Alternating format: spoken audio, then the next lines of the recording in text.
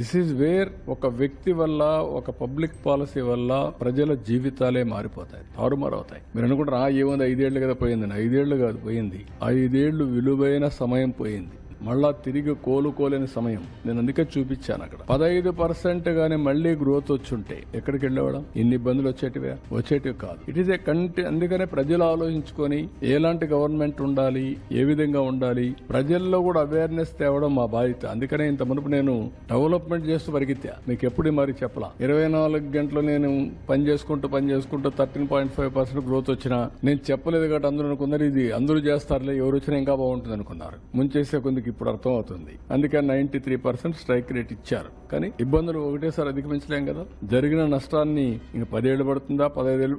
వారు చెప్పిన ఇప్పుడు 9,75,000 వడ్డీ కట్టాలా, రీపేమెంట్ చేయాలా, మళ్ళీ ఆదాయాన్ని పెంచాలా, మళ్ళా వెల్ఫేర్ ఇవ్వాలి. It is a extra Hercules task.